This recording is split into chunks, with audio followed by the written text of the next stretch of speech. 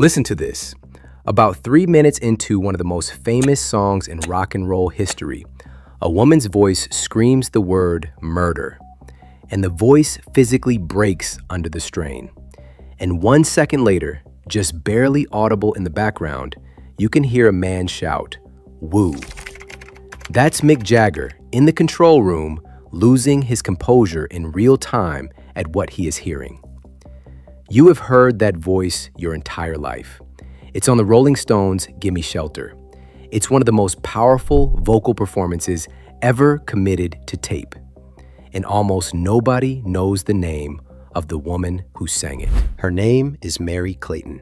And here's the part nobody tells you. She didn't audition for that song. She wasn't a Stones fan. She wasn't even their first choice. She was a 20-year-old woman, 4 months pregnant, who got pulled out of bed in the middle of the night. And what happened to her in the next 12 hours would mark her for the rest of her life. Stay with me, because this story begins with a phone call she almost didn't answer. To understand how she ended up in that studio, you have to know who Merry Clayton already was by 1969. She was born in New Orleans on Christmas Day, 1948, the daughter of a Baptist minister. She grew up singing in his church. By 14, she had cut her first record, a duet with Bobby Darin. By 20, she had been one of Ray Charles's Raylettes, the elite group of women who sang behind him on tour. She remembers the exact date he hired her, March 23rd, 1966, and what she wore. So she wasn't a novice. By 1969, she was one of the most in-demand background singers in Los Angeles. But to the wider world, she was anonymous, a voice for hire. And then came the call. It was late at night, autumn 1969. Mary was in bed, 4 months pregnant, in silk pajamas, with curlers in her hair under a scarf. The phone rang. It was the producer, Jack Nietzsche. Some British band was in town, he said, and they needed a female vocalist. Could she come down to the studio? Now? Tonight? Her husband, the jazz saxophonist Curtis Amy, took the phone and was furious. This time of night, you're calling Mary to do a session? You know she's pregnant. But Nietzsche pressed. Eventually, Curtis softened. He told her she should go. What no one knew at the time was that she was a backup plan. The Stones had originally asked another singer, Bonnie Bramlett, and her husband had refused to let her record with them. So Merry Clayton, woken at midnight, pulled out of bed in pajamas and a mink coat thrown over the top, was who they called instead. She showed up with the curlers still in. She didn't know who the Rolling Stones were. She had to sit on a stool because she was pregnant. And then she opened her mouth. The first take was a sort of lopsided duet with Mick Jagger on the chorus. It was good. They asked her if she'd do it again. And something happened inside her. She decided in her head that this second take was going to blow them out of the room. She went up a full octave, and she went for the lyrics that had given her pause. Rape, murder. And she gave them everything she had. Her voice physically broke twice. Once on the word shot, once on the word murder. She did not stop.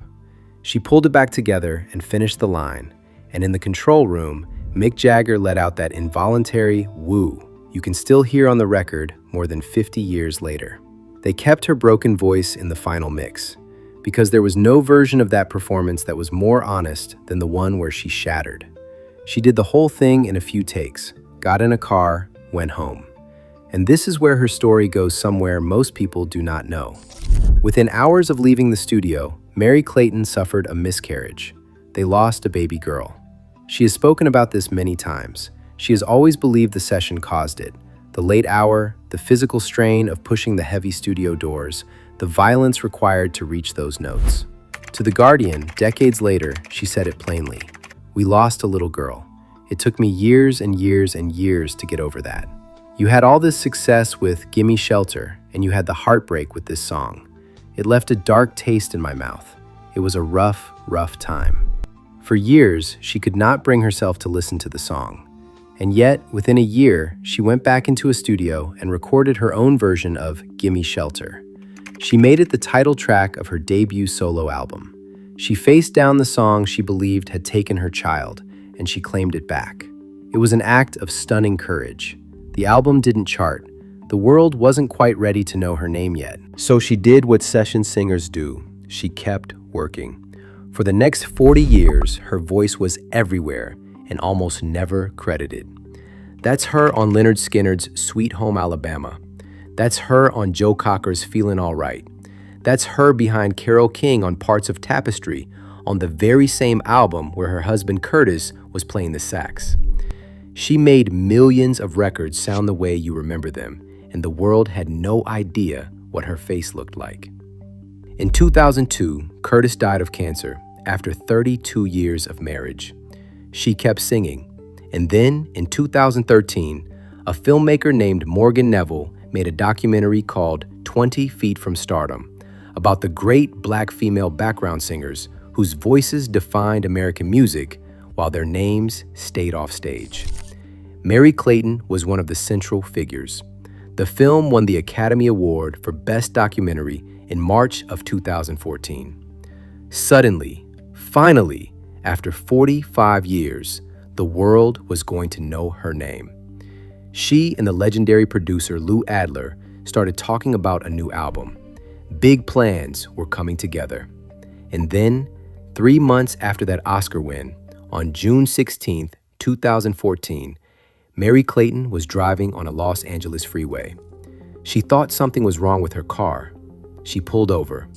When she tried to merge back into traffic, another car came around the corner and hit hers. The injuries to her legs were catastrophic. To save her life, doctors amputated both legs below the knee. She was in a coma. She doesn't remember most of it. What she does remember, and this is the moment that defines her entire life, is waking up in the intensive care unit, family around her, a team of doctors coming in to give her the news. And before they could even finish telling her what they had done, she asked them one question. Not, am I going to walk again? Not, how bad is it? The first question Merry Clayton asked coming out of that coma was, did anything happen to my throat? And the doctors told her no. They had known she was a singer. They had been careful. Her voice was intact. So she started singing right there in the hospital bed. A gospel song, I Don't Feel No Ways Tired. Not softly, in her full blast furnace voice. Her sister looked at the doctors and said, she'll be all right. It took 5 months in the hospital, years of rehabilitation, new legs, learning to walk again, and then, slowly, the singing came back. In 2021, 25 years after her last solo album, Merry Clayton released a record called Beautiful Scars. The title track was written for her by Diane Warren after she heard the story.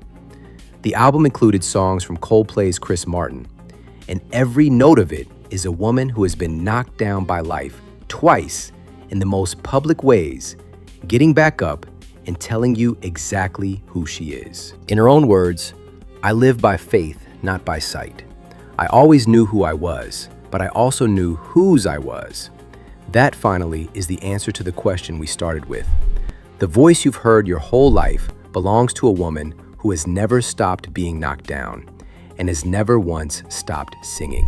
The most famous backing vocal in rock history is not just a great performance.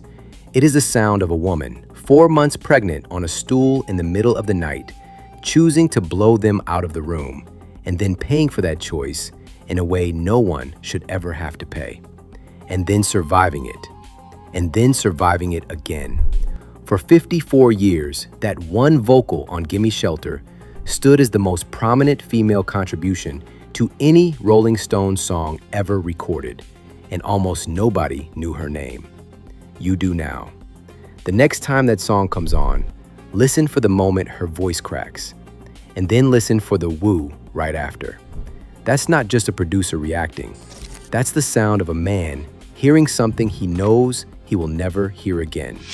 From a woman who was, by every measure, the most important second choice in the history of rock and roll. If this story moved you, stay with us. There are more lives like hers here. The voices you grew up hearing, and the people behind them you were never told.